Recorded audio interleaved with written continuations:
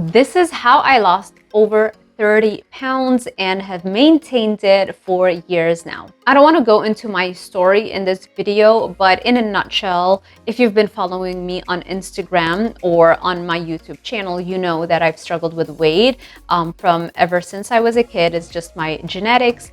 And on top of that, depression, addiction, anxiety, you know, the whole thing, the whole roster. And that's why I wanted to become a dietitian. Unfortunately, I didn't realize becoming a dietitian was the worst thing that I could have done, because I was being educated by the food industry unknowingly, because everything they were teaching us is basically what the Academy of Nutrition and Dietetics is putting out, which is, let me not go off on this rant, not in this video. So anyway, finally, eventually I figured it out and I did it. I put it all in my weight loss guide, Dopamine Body and Dopamine Brain.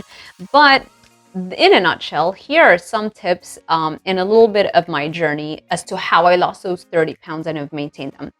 Number one, I never quit trying. You have no idea how many times I failed.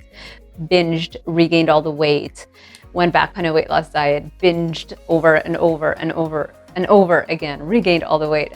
And so it almost brings me to tears to really remember how many times I've done this, but I'm not gonna cry. Just know it's been decades in the works. I never quit trying. Number two, I made sure I learned something new from every failure.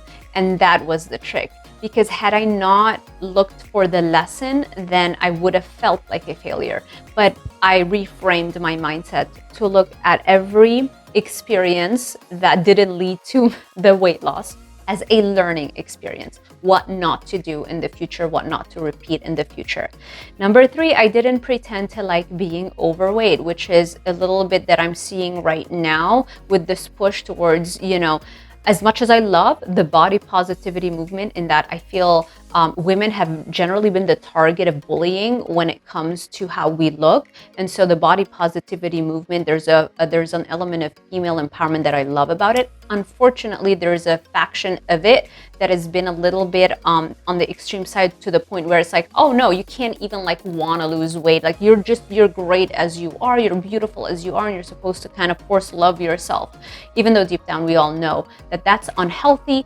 And so yeah, I didn't lie to myself. Admitting you are uncomfortable is the single most important step, because if you're not even admitting you're uncomfortable, if you're not even admitting there's a problem, that's step number one. Step number one is, first, there's a problem. Okay, what are we gonna do about it? If there's no problem, you're never gonna do anything about it. So you will forever remain overweight, unhealthy, and we all know what that leads to.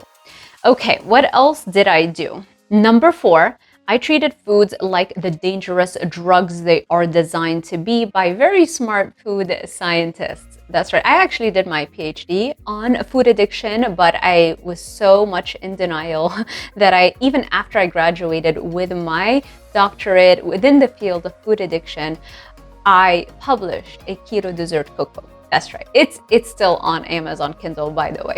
I should probably go and take it down. So, but yeah, there you go.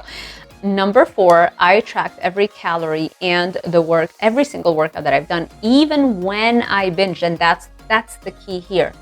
You have to track even on the days that are bad, because now I know the full caloric extent of my bad days. So now that I know how bad it can be, what I did afterwards, I tracked how much better my bad days became over time. And they slowly but surely, the binges started getting better and better and better, in that the amount of food that I was consuming was less, and the amount of calories that I was ingesting per binge became less and less and less and less over time, until eventually I no longer do it. Number six, I let go of notions of perfectionism. I'm talking to you carnivores. I see this with my clients. It's like either full-blown carnivore, as if there's some magic potion in the carnivore diet, or where we don't care and we're failures and we're binging. No, there's nothing magical about carnivore. I recommend it for so many reasons. It's the most sober meal plan. It's the easiest really meal plan to follow. And yeah, it might actually lead to a little bit less or a little bit faster weight loss, but you can still lose weight even if you're eating a bar of chocolate, even if you're eating carbohydrates.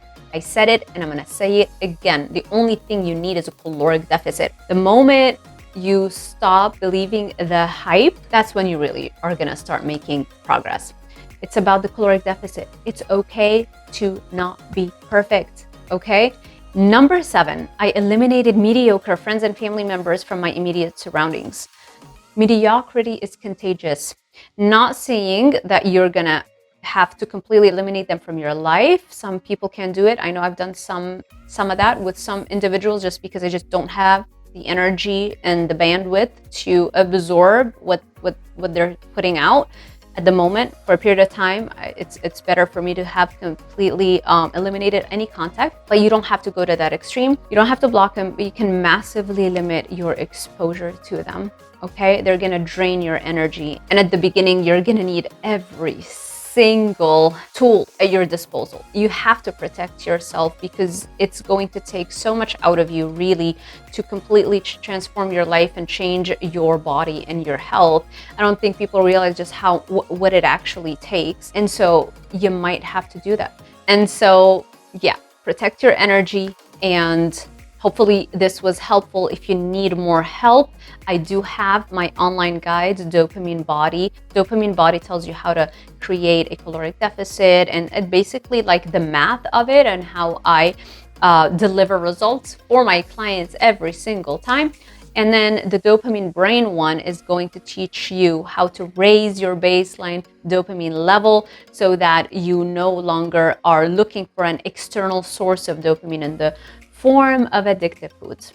Also check out the Monster Mindset, and then I have a mini Monster Mindset guide. Those have really important quotes and quotations. I'm constantly collecting all these quotes, and I'm constantly, like in my mind, I'm constantly thinking about those quotes, and that's probably another major reason why I've been able to lose the weight and why I've also been able to have such a successful online brand and be my own boss. Check out that as well. And then the reverse dieting guide is known as SUPERBREED Metabolism. That's the one that's going to teach you how to speed up your metabolism, because every time you lose weight, your metabolism slows down, and simply going back and eating all you want is not going to reset your metabolism. That doesn't work like that. There's a very specific protocol that takes a few weeks, for some people a few months, that you gotta implement, and I break that down in the SUPERBREED Metabolism guide. All right, I hope this was helpful, everybody. If you enjoyed this video, make sure you give it a thumbs up, subscribe, and hit that little notification bell icon so YouTube alerts you every time I post a new video. Thank you so much for watching, and I will see you guys in the next one.